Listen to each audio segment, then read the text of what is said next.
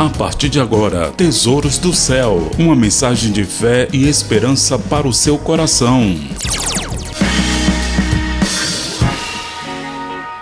Emerson Salles.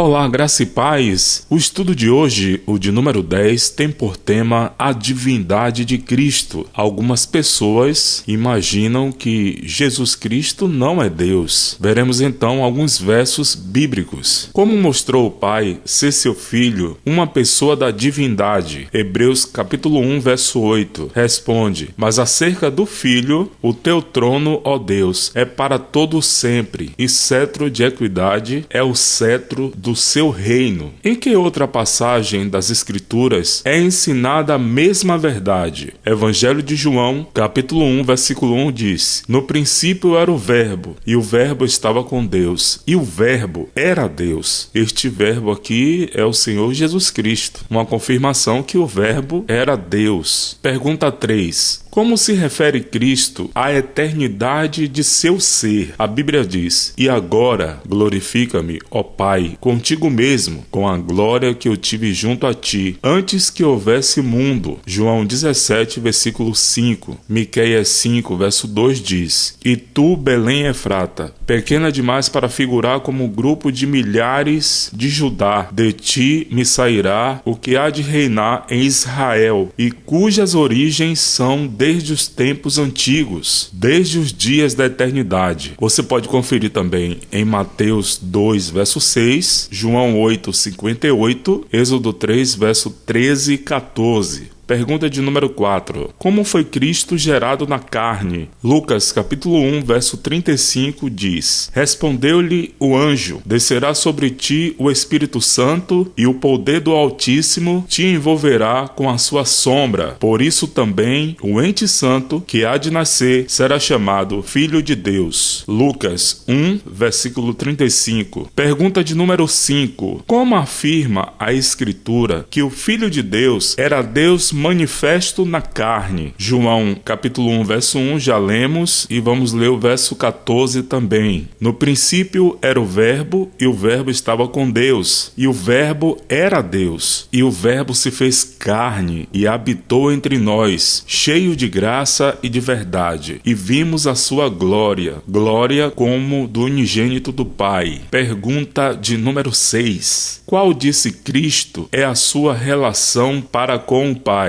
João 10, versículo 30 diz: eu e o Pai somos um.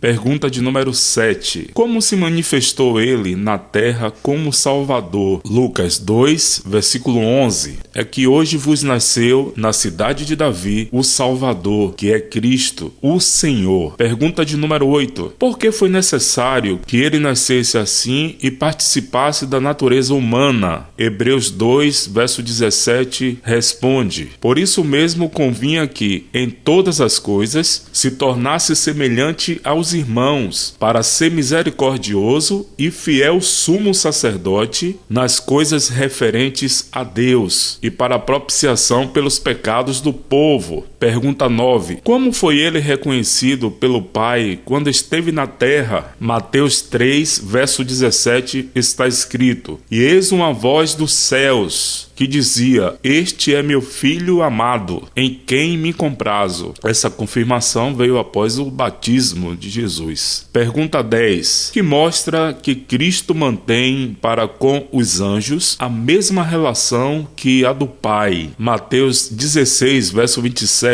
responde: porque o Filho do Homem há de vir na glória de seu Pai com os seus anjos, e então retribuirá a cada um conforme as suas obras. Veja também Mateus 24, verso 31. Pergunta 11. Como afirma Cristo ter no reino direito de posse igual a do Pai? Mateus 13, verso 41 responde: mandará o Filho do Homem aos seus anjos, que ajuntarão do seu reino todos os escândalos e os que praticam a iniquidade. Veja que Jesus tem o mesmo direito do Pai.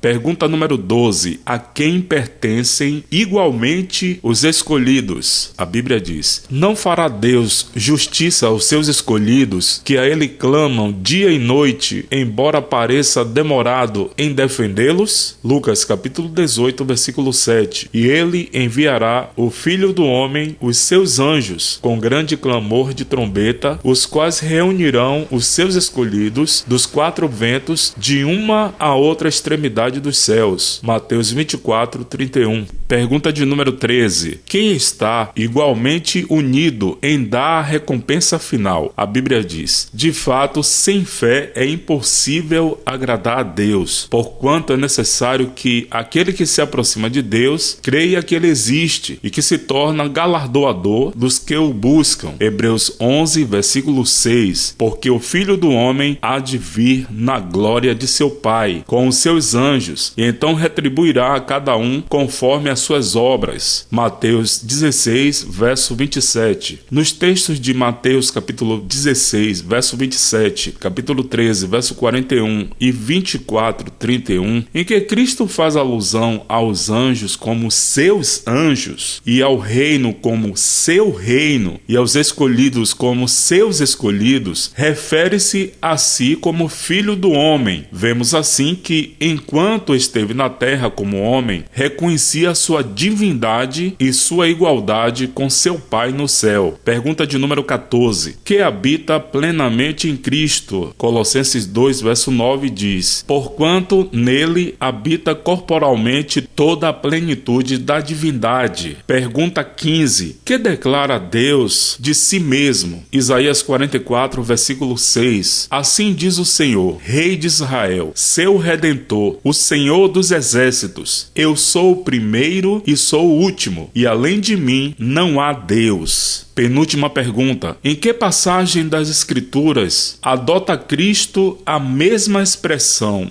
Apocalipse 22, versículo 12 e 13 está escrito: e eis que venho sem demora, e comigo está o galardão que tenho para retribuir a cada um segundo as suas obras. Eu sou o Alfa e o Ômega, o primeiro e o último, o princípio e o fim. Última pergunta, 17. Tendo um tão admirável Salvador, que somos exortados a fazer? A Bíblia diz: tendo, pois, a Jesus, o Filho de Deus, como um grande sumo sacerdote que penetrou os céus, conservemos firmes a nossa confissão, porque não temos sumo sacerdote que não possa compadecer-se das nossas fraquezas. Antes foi ele tentado em todas as coisas, a nossa semelhança, mas sem pecado. Jesus, o Filho, sendo Deus, deixou o seu trono, veio a este mundo, nasceu de uma mulher, morreu na cruz do Calvário para nos dar a vida eterna. Mas se você não aceita Jesus como Salvador, essa promessa não pode se cumprir na sua vida. Estarei orando para que a cada dia você permita que o Espírito Santo de Deus trabalhe no seu coração, que você aceite a Jesus como seu Salvador e possa morar na cidade eternal. Que Deus te abençoe e até o próximo estudo.